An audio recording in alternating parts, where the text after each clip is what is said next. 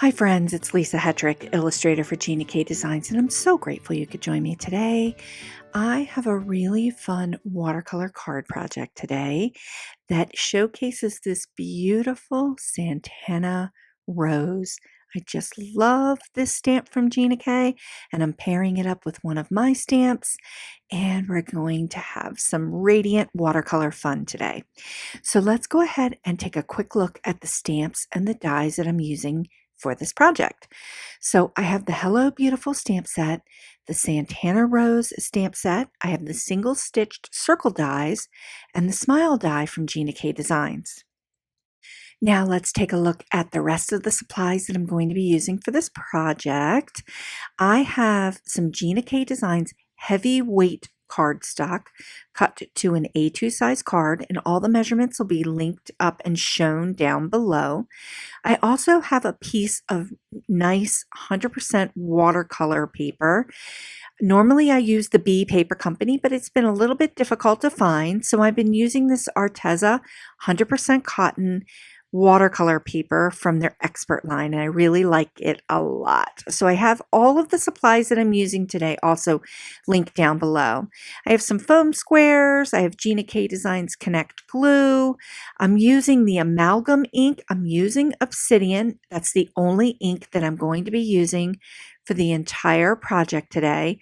I love this Obsidian. It really does allow you to stamp one time on watercolor paper. I've got some of the comfort grip blocks for my stamps, and here are the watercolors that I'm going to be using. I have a Posca pen, I have a Uniball Signo white pen, and I also have some white gouache, and I'm going to show you some techniques with both of them. But I'm going to be using these Radiant watercolors from Dr. P.H. Martin's. I have them in my stash and I wanted to get them out and play. So we're going to go ahead and get started on the project. Alrighty, so I've got my piece of watercolor paper here, and we're going to start the stamping with the Santana Rose first. And I'm just kind of eyeballing where I want to put this stamp because I know I want to put the jar from the Hello Beautiful set in there as well. So I'm going to go ahead and get the Obsidian inked up onto my Santana Rose here, and then I'm going to stamp it down. And then we're going to put a mask over it. So I'm just getting it nice and juicy. This is a really, really nice detailed stamp. So you could emboss this if you wanted to, if you wanted a little bit more of a darker image. I'm going to go ahead and just stamp this down with the Obsidian. And like I said, I'm just kind of eyeballing it onto the watercolor paper, knowing that I'm going to put that jar right up underneath it. So I'm just going to go ahead and give this some even pressure. And with the Obsidian ink, you really only need to stamp it once and you get a really, really nice, deep, clear image. Okay, so I've got some of the Gina K Designs Masking Magic here, and I stamped the Santana Rose down onto the Masking Magic. I cut it out, and you can see that my mask is a little bit well loved here. And I'm going to go ahead and put that down over top of the rose image here because I want to put my the Hello Beautiful jar right underneath it. So I want it to look like the Santana Rose is coming out of the jar and just kind of forward facing out of the jar. So I'm just going to go ahead and put that Masking Magic piece down over top of my entire project. And again, this Masking Magic is wonderful. You get many, many uses out of one time. And I really, really like this product a lot. Okay, so I'm going to go ahead and stamp down my jar. I inked it up with some Obsidian. And I'm just going to go ahead and stamp that jar down onto the watercolor paper and lift off the mask so that you can see that the Santana Rose is coming forward in front of the jar. So now we're going to go ahead and move on to painting with the liquid watercolors. So let's talk a little bit about the colors that I'm using from the Radiant Watercolor line. So this is the Dr. P.H. Martin's Radiant Watercolors. I'm going to be using Moss Rose, Daffodil Yellow, Ice Blue, April green and ice yellow. And I'm just putting a little bit down into this palette that I have here. I actually am putting down way too much. So you really only need a couple drops of the Radiant Watercolors. They are extremely concentrated and a little goes a long way. But I just wanted to kind of put those colors down so that you could see all of them in this palette before we begin working with them. Okay, so let's go ahead and get started on the watercoloring. Now, the technique that I'm going to be using throughout this whole watercolor process is going to be a combination of wet on wet watercoloring and wet on dry watercoloring. And I'll talk you through that as we move through. So I went ahead and wet the paper inside of the stamped jar. And I'm just mixing up a little bit of the blue watercolor, and I really watered it down, and I'm just dropping it in to the wet area and letting it do its thing. Now, the thing about the Radiant watercolor is that it is super radiant. And if you drop it into a spot, and because the Radiant watercolors are a dye-based watercolor instead of a pigment, when you drop it into a spot, it's going to stain the paper very quickly. So you need to move fast if you want a really smooth look and feel.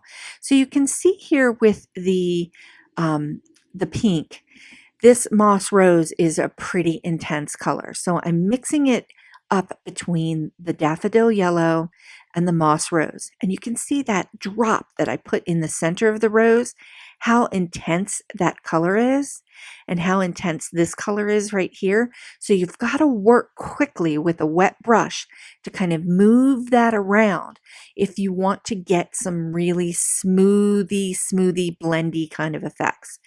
Now, in this rose, I'm not going into every single petal and painting every single petal by itself. If I wanted to get a more realistic look, that's what I would do. But right now, I'm just playing around with the watercolor, letting it do its thing, and just kind of having a lot of fun with these colors and letting those two colors blend. Now, I'm going to let them also dry in between. So I'm moving around a little bit so I can let the colors and the water dry in between. So I'm going to go ahead and move on to the leaf elements that are in the rose. And I'm going to lay down some water first. So you can see that I'm painting in some water into the leaves. And I'm going to do that all the way around the rose. And then I'm dropping in a little bit of that April green and then going back in over top of it and dropping in a little bit of that daffodil yellow in order to get that yellowy green kind of look and feel. So I'm doing a bit of color mixing with the Radiant watercolors, but I'm letting the water do its thing. I'm letting the water mix the colors together. So I'm just going to work my way around this whole rose element by cleaning off my brush, wetting my brush, adding water to the leaf element, then going back in, dropping some of the moss green color, no, the April green, excuse me, and then dropping in some of the daffodil yellow, and just letting those Radiant watercolors blend with each other. And you can see that they're going to try to blend into the rose a little bit. So watercolor wants to go where the water is. So if there are some areas in the rose that are still wet, that April green is just going to kind of bleed into that daffodil yellow. And it's just so pretty. It just really makes for some really vibrant watercolor effects. And I just love it. Okay, so I'm moving my way around to the other leaves, and I'm just dropping in and playing around with color mixing and have some fun with this. Water it down, layer it in. The Radiant watercolors, you can see that I'm just barely touching my brush to the watercolors, and you really don't need a ton to really get the images super vibrant. So I'm just loving the way these Colors are mixing on the paper, and this 100% cotton paper is really, really nice. So it can take a lot of water, and it can really take all of that color in, takes it into the fibers of the paper and kind of spreads it out so that you have some time to work with it. And you can just keep adding layers and layers of water and color. And I just love it. Okay, I'm going to just zap this a little bit and dry it so that I can move on to layering in some more watercolor. So this technique is called glazing, or you can just call it layering. You can see that I'm going into the jar here and adding a little bit more of the blue on the right hand side, so I can get a nice value variation of color here from lights to darks in the jar. So I'm just adding a little bit of blue and just kind of working it around. And you can see I'm just keep going back in and dabbing a little bit of that color in with my brush to help create some more depth of color in that jar. Okay, so now I'm going to go ahead and move on to adding some background washes. And I've brought the ice yellow color in here. I'm going to go ahead and just put some water down onto the watercolor paper, and it's mixed a little bit with some of the moss rose that's left over, but that's okay. So I'm wetting my brush, wetting the paper, so wet on wet, and then dropping in some of that yellow watercolor. You don't need, if you want this to be softer, you really want to water down that color. So you can see that I just keep kind of going in and pushing it around a little bit. It's a little bit darker than I'd like it to be, but that's okay. Just went ahead and heat it a little bit so that I can move on to stamping some details with two of the stamps from the Hello Beautiful set. And I'm going to do these, do this leaf element, this twigs and leaves element that's coming out of the jar. I'm going to use the Obsidian because I really want to create, I really want that black to really ground the whole project. We've got the black detail coming from the Santana Rose, and we have the black detail in the jar, but this solid black image really kind of helps ground the whole design, and I love it. Okay, so let's go ahead and move on to some finishing techniques and some splatter effects. And I'm showing it to you two different ways. Here is some Dr. P.H. Martin's white watercolor. And you can see that it's not opaque at all. It is a watercolor and it's white. And I really wanted to kind of put a little bit of that watercolor in to see if I could tone that yellow down. It really didn't work the way I wanted it to, but that's okay. I'm going to bring it back for some splatter effects.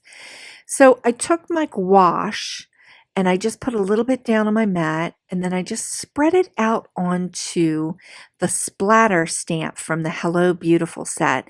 And I'm just going around the whole image and stamping in some splatter effects just to give it a little bit more texture and highlight with that white gouache. Now, you could use white ink. You could also use white acrylic paint if you wanted to. And I'm using a little bit more here to create that splatter with just with my brush, and I just love it. Okay, so let's go ahead and move on to the die cuts and assembling the card.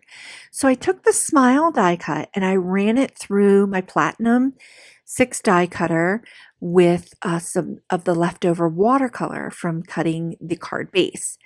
And I really just want to use the white watercolor because it's very thick, so it's going to give me a little bit of height and texture on my card, and I'm going to keep it white. It's a nice bright white. You could use any white cardstock you have in your stash for that technique. It's super easy.